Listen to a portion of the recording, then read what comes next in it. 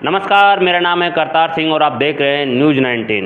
आपको एक अहम खबर से हम आपको अवगत करवा रहे हैं, जो कि देश के जवान और देश के सिपाही के बीच की ये बात है। और सिपरापत थाना अंतर्गत 11 तारीख मध्य रात का ये घटना बताई जा रही है। इसी को लेकर जो जवान है उसके साथ मारपीट की गई है सिपरापत थाना एसआई द्वारा। वो एसआई पर आरोप लगाए जा रहे हैं और एसआई द्वारा फौजी पर आरोप लगाए जा रहे हैं। इन्हीं को लेकर भूतपूर्व सैनिक अध्यक्ष समिति के अध्यक्ष कर्नल देव आनंद गुजर साहब हमारे साथ मौजूद है।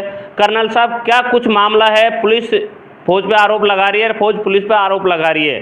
कल भी हमारे संवाददाता शहीद स्मारक पर गए, वहाँ भी आप मौजूद थे। क्या कुछ सच्चाई है? जनता जानना चाहती है न्यूज़ 19 पर।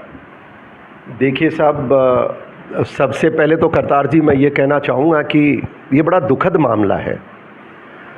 सेना और एक तरफ पुलिस, दोनों हमारे देश के ऐसे अंग हैं जिनके बीच में मनमुटाव होना एक दुखद परिस्थिति मानता हूं मैं।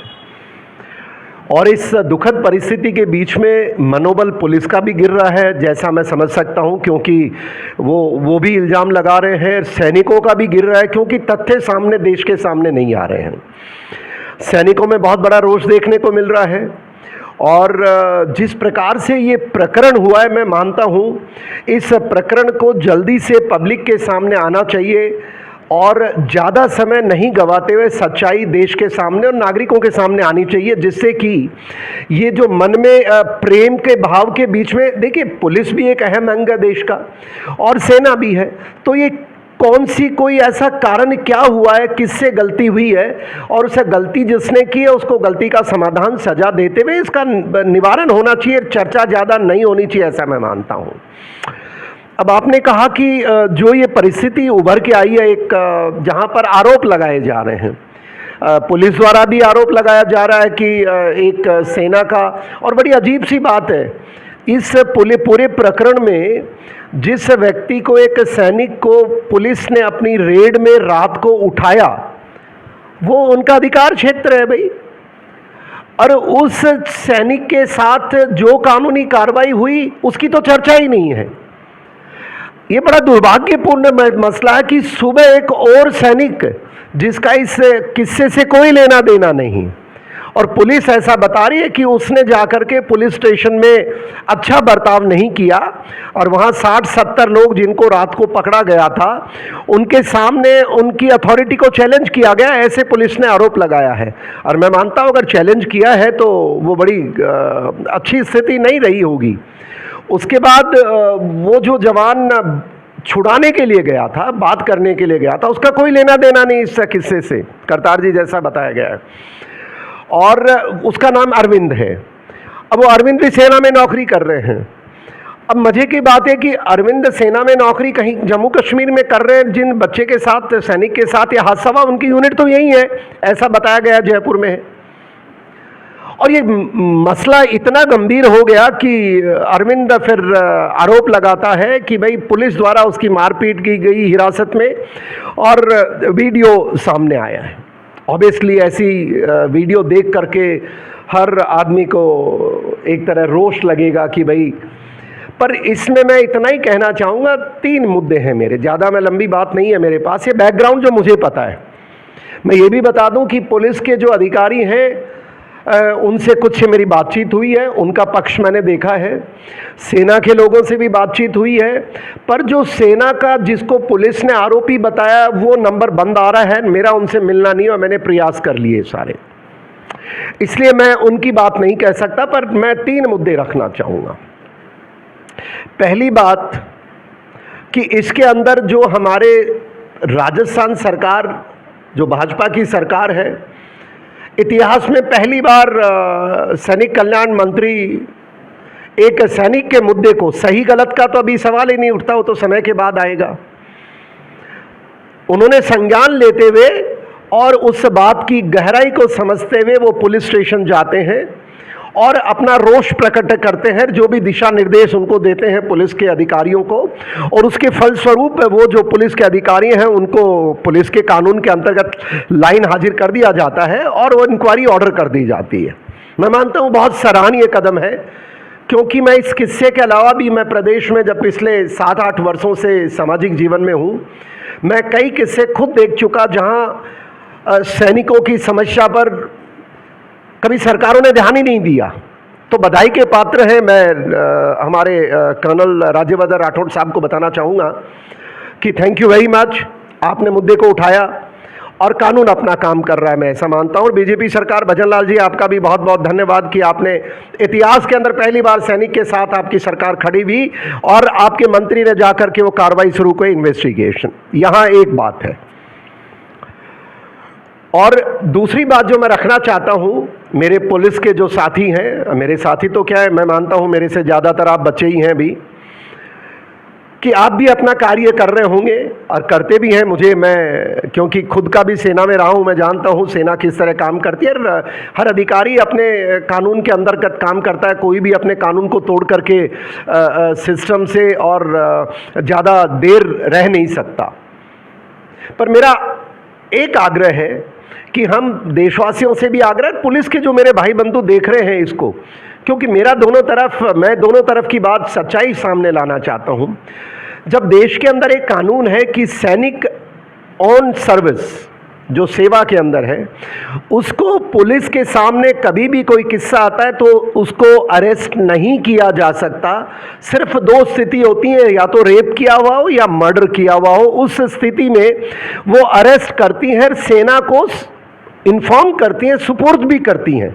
सेना चाहे तो वो वापस कह सकती है नहीं भाई, हम इन 2 मामलों में पब्लिक से डील नहीं करना चाहते, आप डील करें। ये कानून की स्थिति है। तो जब कानून की स्थिति यह है तो मारपीट का सवाल जैसे आरोप लगे हैं, अगर सैनिक ने लगाए हैं तो भी दुर्भाग्यपूर्ण है, पुलिस ने किया है तो भी दुर्भाग्यपूर्ण है। उससे बड़ा दुर्भाग्य देश के अंदर हमारे जैसे नागरिकों का है, जो इन दोनों की जो बातचीत चली है और जांच हो रही है, उस जांच के बीच में जो एक प्रेम का भाव होता है, सैनिक जो छुट्टी आता है, सिविल का सैनिक पुलिस है देखिए, और बॉर्डर का सैनिक सेना है, तो इन दोनों के अंदर कहीं न कहीं प्रेम भाव में कमी देखी गई है। पिछले 5-6 वर्षों में मैंने देखा है इस प्रकार के किस्से पब्लिक डोमेन में बहुत आ रहे हैं, जिनको रोका जाना चाहिए। मेरा आग्रह है, सेना तो मैं बखूबी जानता हूं कि सेना में हर प्रकार का ध्यान रखा जाता है, पुलिस भी रखती होगी, पर बहुत किस्से आए हैं, इतना बड़ा देश है। पर आपका जो तंत्र है जिसमें न्याय मिले और गलत को आप, बिकॉज आप तो रोज डील करते हैं और मैं मानता हूं आपका बहुत कठिन कार्य है, कोई आसान तो होगा नहीं, क्योंकि दिन में हर चौराहे पे 50 एक्सीडेंट होते हैं, चोरियां होती है, डाके होते हैं, मर्डर होते हैं, पता नहीं कितना कठिन कार्य मैं समझता हूं। पर जहां तक सैनिक का काम आए, इसको जरा प्रायोरिटी पे करके दूध का दूध पानी का पानी करे, जिससे कि हमें भी तसल्ली हो कि ये सैनिक और पुलिस वाले जो अपना काम कर रहे हैं, कोई भी सेवा करता है उसके आँच ना आए। तीसरी मेरी बात इसमें मैं इतना ही रखना चाहूँगा करतार जी, कि देखिए पुराने सरकार के काल में जो सरकार रही है अपनी कांग्रेस की, और मैं 5 वर्ष से आप भी जानते हैं करतार जी, आप हमारा बहुत समय मुद्दे उठाते रहे हैं।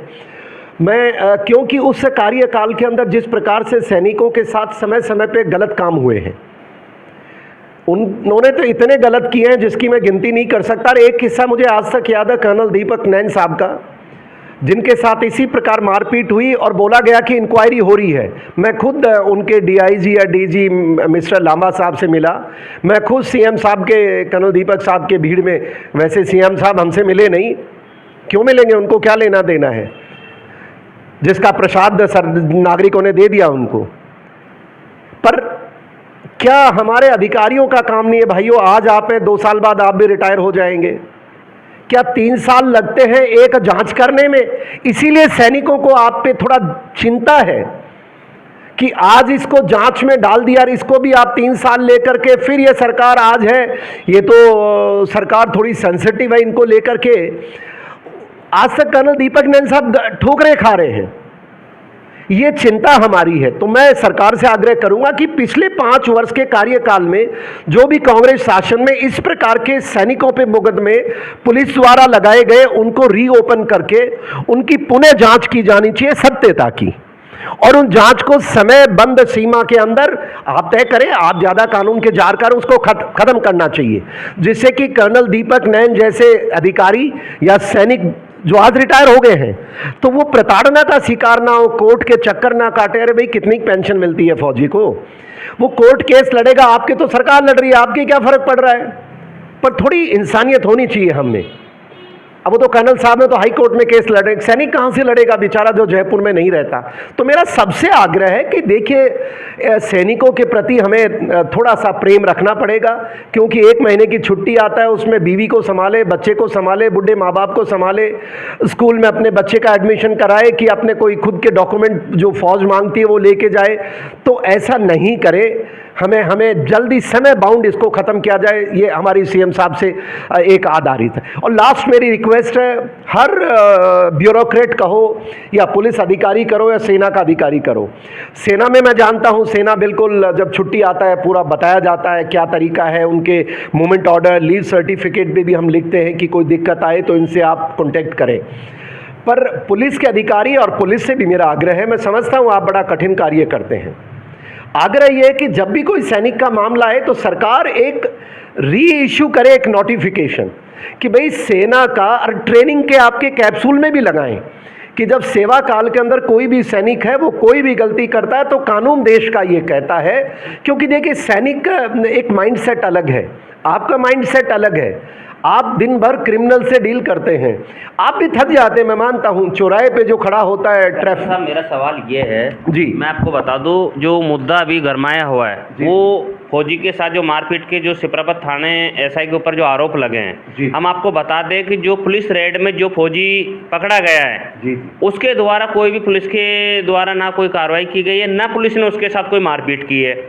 अन्य दूसरे दिन सुबह 6 बजे जो जवान आपका जाता है और वो वहां जाकर अपना रोब झाड़ता है, जो कि हमने पुलिस एसआई से वार्तालाप की है, उन्होंने आपके फौजी पर आरोप लगाया कि उन्होंने वार्तालाप करते समय दुर्व्यवहार किया है और अपने आप को देश का जवान नहीं बताया, ना फौजी का कोई आइडेंटिटी कार्ड उनको दिखाया।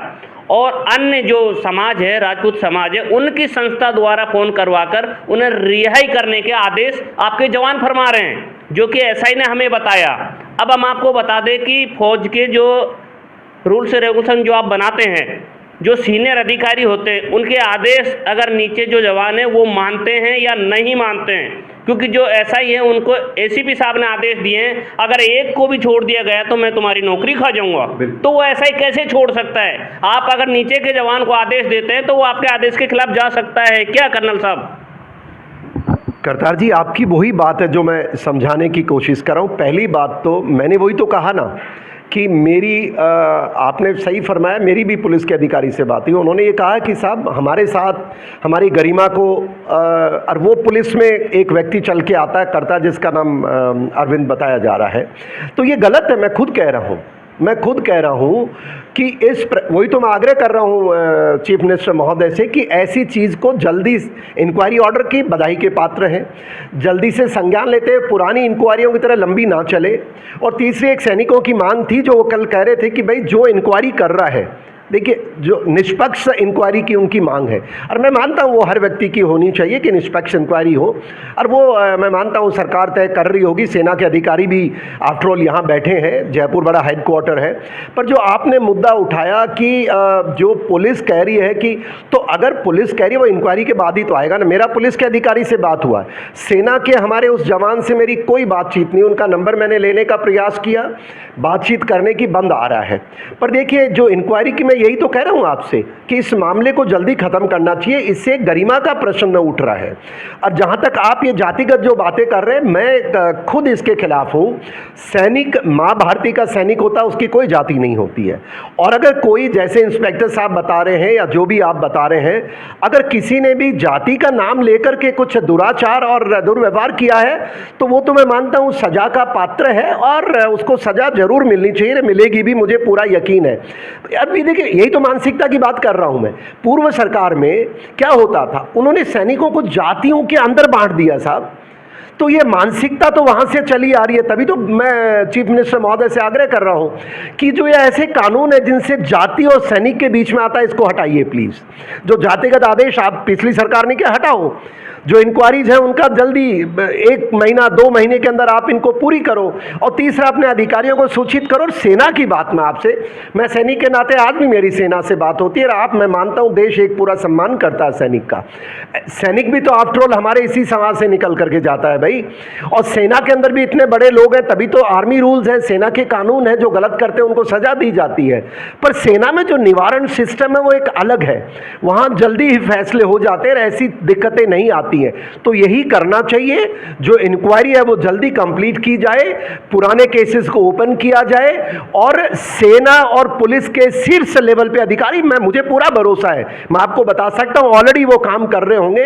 पर पब्लिक डोमेन से मेरा इतना ही आग्रह है कि जब तक इंक्वायरी की रिपोर्ट नहीं आती है, हाँ, निष्पक्ष इंक्वायरी होनी चाहिए। वो अब सेना के शीर्ष अधिकारी और पुलिस के अधिकारी तय कर रहे होंगे, मुझे पूरा ये भरोसा है। आग्रह है कि ऐसे किसी भी मसले को, देश की स्थिति जब बहुत ऐसे हम दौर से गुजर रहे हैं, जातिवाद का जहर हर व्यक्ति घोल रहा है, तो उसमें एक ही तो तंत्र है जो जाति से ऊपर है, वो सैनिक है देश का। वो सैनिक की गरिमा बना के रखे, जाति के कचरे में न डाले। और जो पिछली सरकार ने जाति का रंग राजस्थान में दिया, उस अध्यादेश को वापस ले, मैं मानता हूं, ऐसा ही मैं आज के दिन आग्रह कर सकता हूं। और सैनिक भाइयों से भी इतना ही आग्रह कर सकता हूं कि जैसे मैं कल वहीं था वो धरने के अंदर, 2 दिन का समय मांगा है पुलिस अधिकारियों ने, आप भी वहीं थे शायद, करतार जी आपका मीडिया के कोई बंधु थे, तो वो भी, उनके सामने यही बात हुई कि भाई 2 दिन का समय मांगा। और मैं सैनिकों से कहूंगा, ये हमारे सेना के जो शीर्ष अधिकारी हैं उन पे छोड़ देना चाहिए, और इस तरह सजा मिलनी चाहिए, उसमें कोई गलती नहीं हो सकती। हम सब आपके साथ हैं, सैनिक के साथ हैं, हम ऐसा कह सकते हैं। Thank you very much.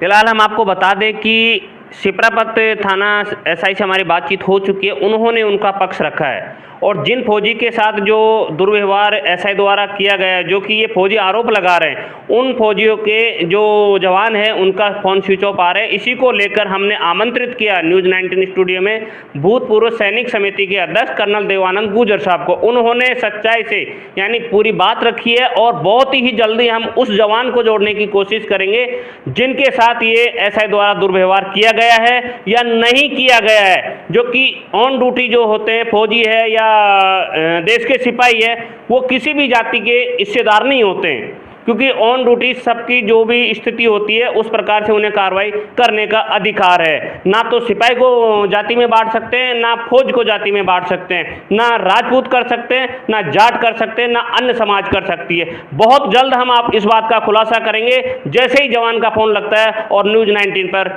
सीधा हम आपको दिखाने की कोशिश करेंगे। फिलहाल बने रहिए न्यूज़ 19 के साथ। नमस्कार।